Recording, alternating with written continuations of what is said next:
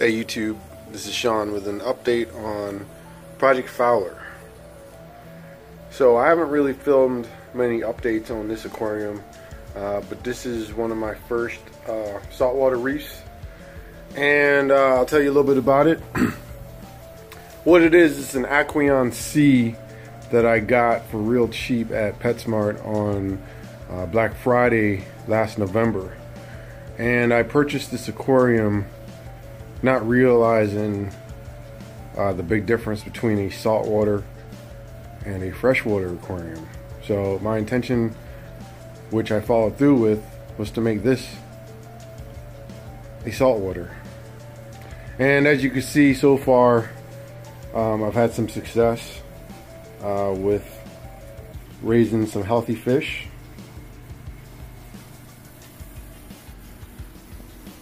Some of these I rescued. This is a maroon clown with a anemone. The anemone is kind of retracted right now, but this anemone is actually very healthy. It was fully opened earlier.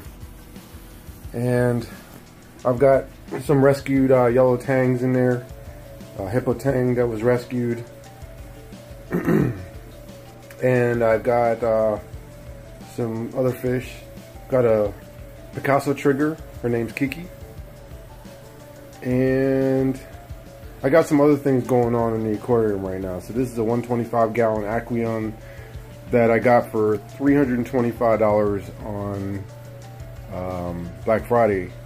And so a couple things I've done to change the aquarium. I got some used lights, real good deal.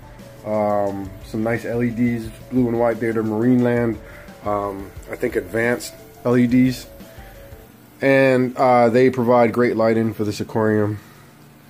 And one of the things that's been happening is a lot of algae growth. I'm getting a lot of Cyano Algae, either as a result of the lighting or as a result of some Cyanoalgae or Cyanoalgae that came into contact with some of the rocks that I had put in here.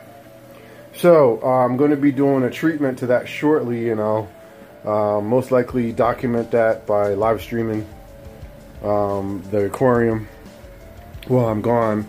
It takes about 48 hours worth of treatment, and the method I'm going to use is ChemiClean. So it gets rid of the red cyanobacteria that I'm experiencing right now. And this is recommended to me by my friend John at Petco. So, just to give you an update on a couple things. I've got some Hydrocoralia power heads. They're running 1500 GPH each. And the filtration right now is done by two FOWLR 306s. Now, this has worked great so far. So what I'm actually going to do is I'm actually going to put the treatment in the canisters. I'm going to put, I think I need 12 scoops. So I'm going to put 6 scoops in each. And another thing I've been doing is I inherited some equipment from my buddy Gary. He had some stuff clogging up his garage, so he wanted to get rid of it. So one of the items I got was Aquasea Remora. It's a pretty old skimmer. It's a hang-on back. And I've got a pump that's kind of overpowered running it right now, which is good because it is kind of cleaning this thing out that's been sitting in the garage for a little while. And I did do a thorough wash as best as I could, but I think some of the needles were clogged. So let me show you some of the skimmate that's being pulled from this thing. I got to use rubber bands because it's missing the gasket. So the skimmate that's being pulled out is pretty good. And you know, I've learned the importance of a skimmer as a result of some other aquariums I've done. Most notably Project Nano, which has a mini skimmer, and also I've got Project Cubel over here in the same room which has its own sump. Which brings me to my next topic. So this aquarium is being skimmed by a SC302 skimmer, and I got it dialed in pretty good, and it's getting some nice nasty skimmate from it.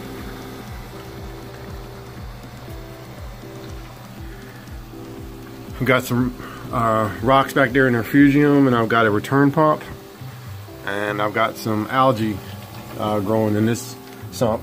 So what I want to show you guys next is one of the biggest upgrades I'm going to be doing to Project FOWLR, because I intend on having some better saltwater results from this aquarium. As you can see, it's never been skimmed, so there's probably a lot of junk in here in just 5-6 months. About 5 months the aquarium has been up and running. So we're gonna walk through. Don't mind the mess. And another thing I received from Gary that was taking up room in his garage was a 55-gallon sump. Now in his sump, I already taken out the glass, but in his sump he had put in 3 pieces of glass that he wasn't happy with the way it was installed, so he kind of he got away from this and gave up on this project. So what this is it's an Aqueon 55-gallon 48 by 13 by 20, and so I've designed my own baffles. I took out the baffles that were in there previously, and so I'm going to start with the design. So number 6 here is going to be pretty much almost all the way at the top, and it's going to be an ATO container.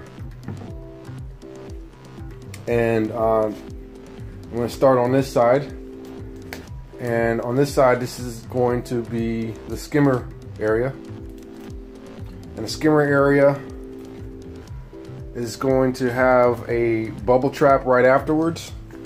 So this will be elevated about 1.5 inches. I'm going to use some 2x4s to help me out with that. And the third section is going to be a little bit lower.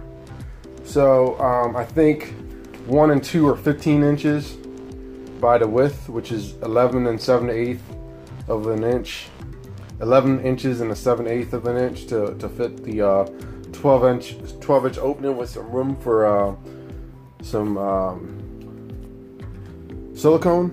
Excuse me. I'm going to be using DAP silicone from Home Depot. This is some aquarium safe stuff. Let me get some focus on that. So this is aquarium safe, and it can be had from Home Depot. And what you'll see here in this next section is an idea that I got from some videos on YouTube. I love YouTube because there's some ideas there that are incredible. Things that I wouldn't have thought of on my own, or even with the tutelage of my buddy Gary. So, you know, one of the things I've seen on YouTube is someone created a sump where after the bubble trap, or I don't know if it was on after the bubble trap on his, but he used the fluorescent light diffusers from Home Depot to make a tray. And so this is going to act as a media tray where you can put ChemiPure blue or things of that nature, maybe some filter floss. So that's going to be one difference between that. This is going to be a refugium, and I'm running out of time on my this current video, so I'm going to go ahead and close it out. And this refugium is going to feature miracle mud. So check back for more updates.